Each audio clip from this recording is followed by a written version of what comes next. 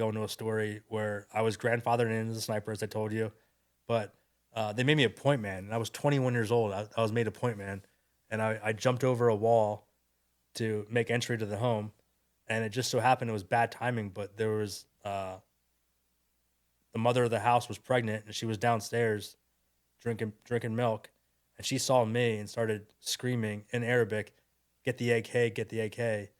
And her husband came out.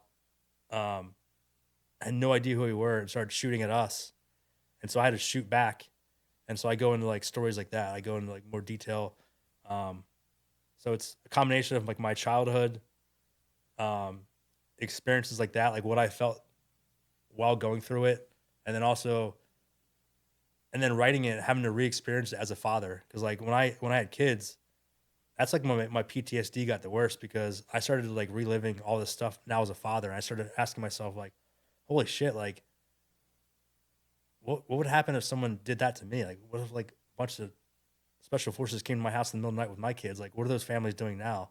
Mm. And I goes into like how having kids like really affected me. And like that's when my PTSD came out the worst.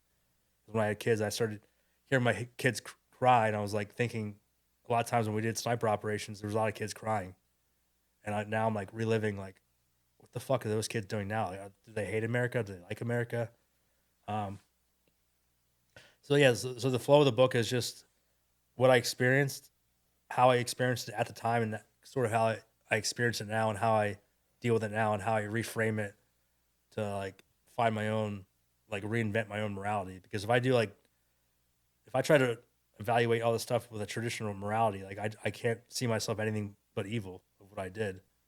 But I don't think I'm evil now, but um, yeah, tackling with morality, a lot of it, and emotions, and being a father, and dealing with all that stuff. Yeah, it is.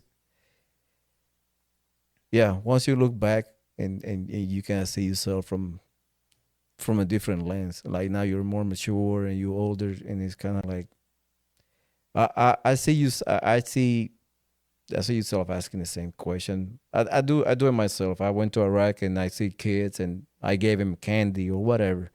And sometimes I'm just thinking, what that little kid doing now? And he's still alive or stuff like that go through my mind sometimes, but not as vivid as yours because you got more experience like kicking doors down and interaction with people. Mine when I went to Iraq, it just my interaction with people were very seldom. I mean, rarely we just talk to people.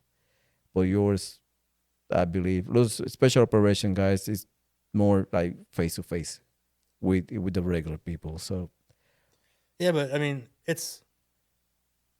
I mean, everyone gets affected by it in some ways. Because I mean, yeah, in some ways, as a SEAL, I would say it's like almost easier to deal with it than like maybe support personnel, because like at least like for us we have all this training, and I felt like I had some control over it. But I've heard from a lot of support personnel sometimes they get PTSD worse because they don't have all the training, and like they don't feel like they're in control, which is a whole different mentality of being in Iraq hmm and not having any kind of control.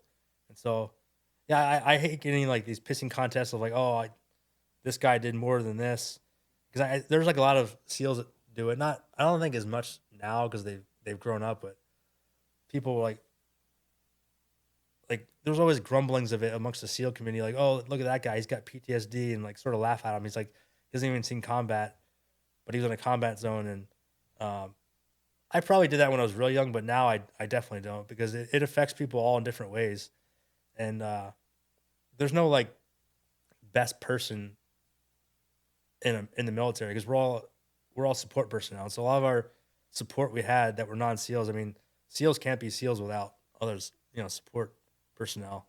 And so, um, yeah, just because you weren't kicking down doors doesn't mean you can't get PTSD and have effects from it.